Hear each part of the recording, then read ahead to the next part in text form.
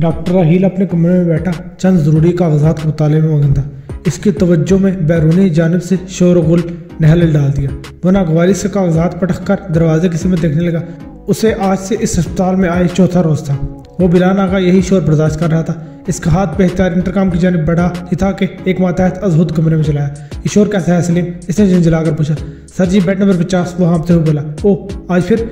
Yes sir, आप नहीं आए हैं ना? ये तो रोज़ का ही काम है। आज मामला कुछ ज़्यादा ही बढ़ गया है। सलीम ने इसे मामले की नोयत बताई तो राहील की आंखें फटने लगी। माय गुडनेस, ये तो बहुत बुरा हुआ। इसके अलावा यकीन में से कोई नहीं है क्या? राहील ने बेड नंबर 50 के कागजात पर नजर दौड़ाते हुए पूछा। है जी, एक ही रिश्तेदार है जो हर जुमेरात को चक्कर लगाया करती है। शायद आज भी आ जाए। सलीम के बताने पर राहील ने पुरसोच अंदाज में सर हिलाया। वो हाथों आए तो इन्हें मेरे पास लाजिम भेजना। इसके हुक्म पर सलीम ताजीमी अंदाज में सर झुकाए चल दिया। राहील अब बेड नंबर 50 की बाकी तफसीलात का एक नए जाविये और सोच के साथ मुताला करने लगा। कुछ ही देर गुजरी थी कि सलीम अपनी मैयत में एक खातून को लिए चलाया। खातून ने गुलाबी फूलों वाली बड़ी सी चादर में अपना वजूद और निस्फ से ज़ायद चेहरा ढांप रखा था। इसने राहील को सलाम किया और नशिस्त संभाल ली। सलीम राहील का इशारा पाकर बाहर निकल गया। खातून, मैं यहाँ नया पार्ट हुआ हूँ। राहील ने खनकारते हुए शाइस्तगी से गुफ्तगू का आगाज़ किया। मैंने अपने कैरियर में बेड नंबर 50 जैसी हिस्ट्री नहीं पढ़ी। काफ़ी तजस्सुस है मेरे जहन में। आपका मरीज से क्या ताल्लुक है? फरहान अली मेरा भांजा है, अकलौता भांजा। ज़ारिम नामी इस औरत ने खसूसी तौर पर जताते हुए कहा। मिस कोकब ज़मान आपकी सगी बहन थी या कज़न वगैरह का रिश्ता था? राहील ने ज़ैनब का अंदाज बाम कर अगला सवाल किया। इस छोटे से शहर में छोटे से अस्पताल में दिमागी अमराज की सहूलियात दर हकीकत न होने के बराबर थी। मरीज की फाइल भी बेपरवाह और गैर जिम्मेदाराना अंदाज में तरतीब दी गई थी। कोकब मेरी सगी बहन थी। ज़ैनब मगमूम हुई। राहील ने कागजात पर एक निगाह दौड़ाई और दोबारा इस्तफसार किया। कोकब के कत्ल को कितना अर्सा हुआ? मुझे बिल्कुल सही दौरानिया जानना है। मर तो वो उसी दिन ही गई थी जब ज़मान से शादी हुई थी। ज़ैनब ने तलही से जवाब दिया। राहील ने हमदर्दाना और पुरतासुफ तासरात चेहरे पर सजा ली।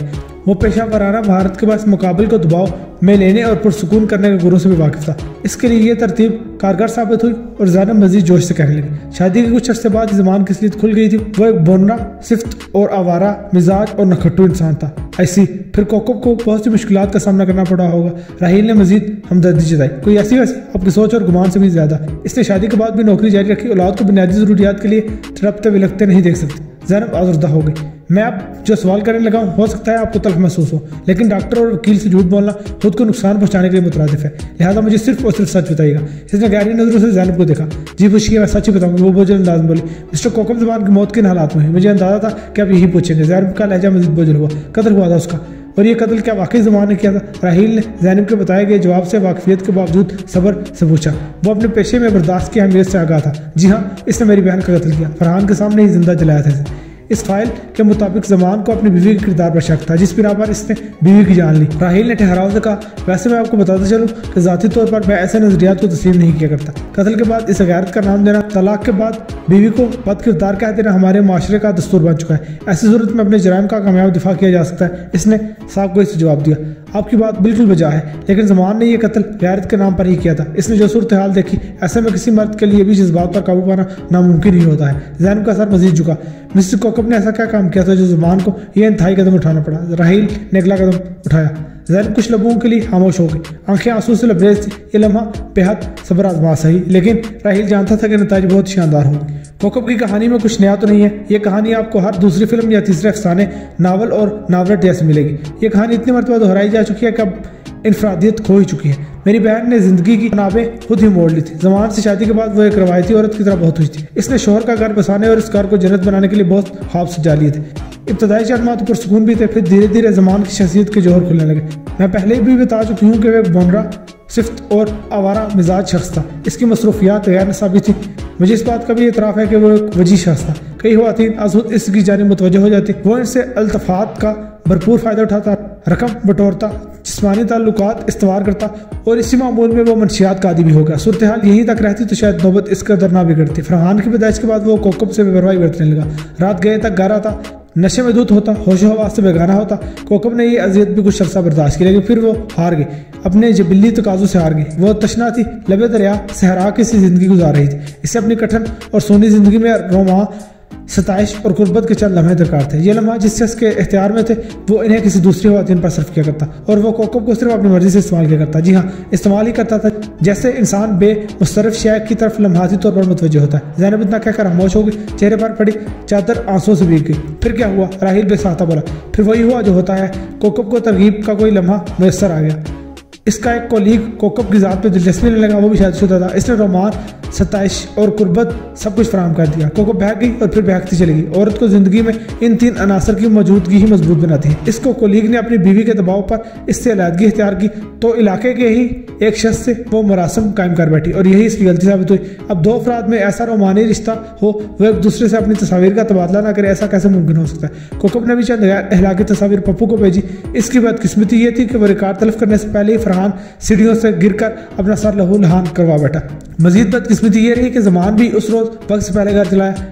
वो दोनों इसे एक सरकारी अस्पताल ले गए। जमान ने आदतन बीवी का मोबाइल फोन देखने के लिए हाथ में थामा ही था कि स्क्रीन पर उनकी तस्वीर के जवाब में गर्मा गर्म तबसराती फिक्रों की वसूली के पैगाम जाहिर होने लगे। अब इसके आगे मैं क्या बताऊं। एक बाइख्तियार, मजबूत और जज्बातों कुर्बत से शेर मर्द ने एक बेख्तियार, कमजोर और तिश्ना औरत को कत्ल कर दिया। इसने फरहान की माँ की बदकिरदारी, बेवफाई बताकर एक ही बात जहन में नक्श कर दी कि औरत बेवफा और जज्बाती और कमजोर होती है। इसकी माँ भी अक्सर बेवफा और बदकिरदार औरत थी। ज़ैनब इतना कहकर खामोश होगी। राहील के सामने अब हर बात आया थी।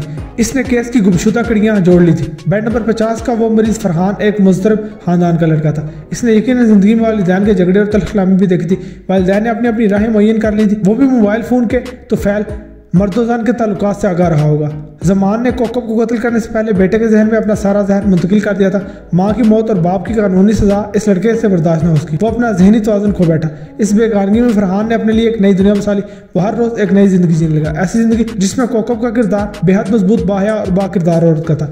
इस जिंदगी में कभी इसकी उम्र 10 साल होती तो 15 साल, कभी एक शफीक बहन की आमद भी हो जाती। असल मसला इस वक्त पैदा होता जब वो ड्रामे का अख्तिताम किसी न किसी सूरत में दूसरे मरीज पर अमली अंदाज में करना चाहता था। आज भी यही हो। पप्पू नामी किरदार को दी जाने वाली सजा इसने एक साथी मरीज को भी देना चाहिए।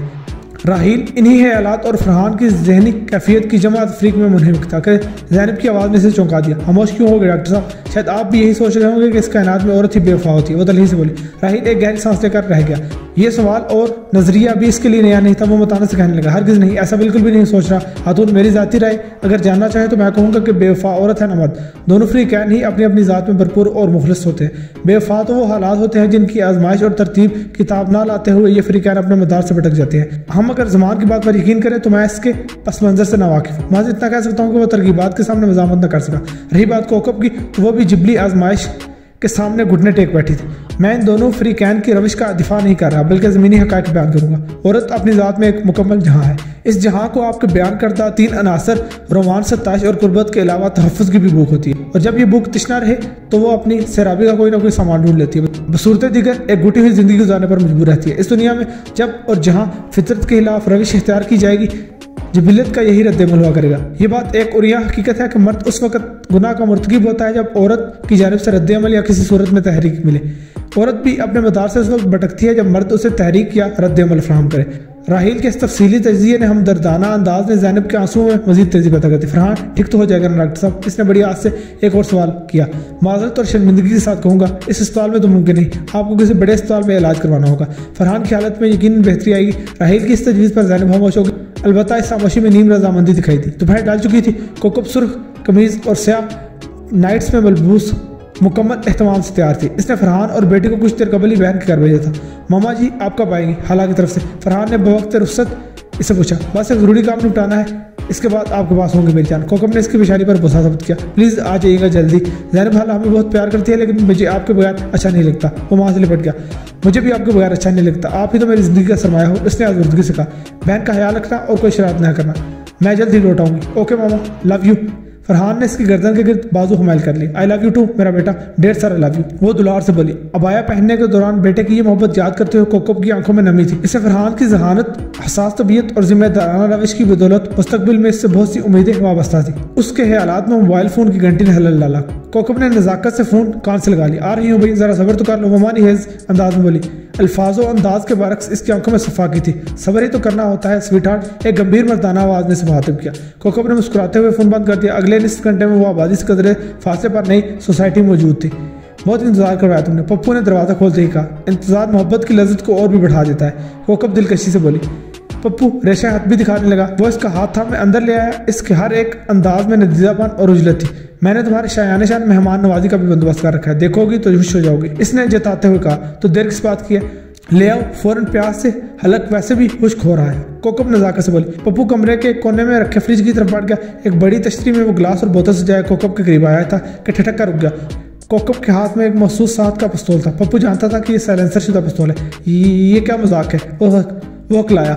मजाक नहीं, हकीकत है। तुम्हें क्या लगा था मैं किसी पके हुए फल की तरह तुम्हारी झोली में आ गिरूंगी? वो और 50 औरतें होगी जिनसे तुम ताल्लुकात कायम करते रहे हो। ये कहकर उसने 3 मरतबा ट्रिगर दबा दिया। खट खट की आवाज़ बरामद हुई और पप्पू के हाथ से वो बोतल छूटकर जमीन पर गिर पड़े। अगले ही लम्हे वो खुद आड़े तिरछे अंदाज में वहीं गिर गया। इसके गिर्द तेजी से बहता हुआ किसी छोटे तालाब की मानिंद सूरत इख्तियार करने लगा। कोकब तैश में इसके नीम मुर्दा वजूद को ठोकरे मारने लगी। मैं बेवफा नहीं हूँ मलून इंसान, मेरा शोर जैसा भी है मैं इसकी वफादार हूँ और हमेशा रहूंगी। इसने नफरत से कहा और दरवाजे पर सब उंगलियों के निशानात साफ करके बाहर आ गई। अब इसे ज़ैनब के घर पहुंचना था, जहाँ फरहान और इसकी बेटी सारा शिद्दत से इसके मुंतज़िर थे। इसे फरहान की सालगिरह का केक और एक शानदार तोहफा भी खरीदना था। अस्पताल में एक बार फिर शोरगुल बरपा था। सलीम हरासा से अंदर राहिल के कमरे की तरफ आया। अंदरूनी जानब से हाकरोब सफाई करता बाहर निकला। डॉक्टर साहब ते नहीं बैठे अंदर? कल मैं उन्होंने किसी नाल गल कर दिया सुनिया सी कि आज छुट्टी करन गयो। इसने सलीम को बताया कि वो खुद भी आज ताहिर से ही आया था। ओ खुदाया, इन्हें आज भी छुट्टी करनी थी क्या? ये सारे पागल इसी अस्पताल में भर्ती होने हैं क्या? सलीम शदीद झंझलाहट का शिकार हो गया। होया कि ये सलीम बाबू, हाकरोब ने हमदर्दी से इस्तफसार किया। होना कि ये यार पैड नंबर 50 ने ही जान अजाब विच पा रखी है। अभी थोड़ी देर पहले ही हराम के तुहम ने 51 वाले को जख्मी कर दिया है।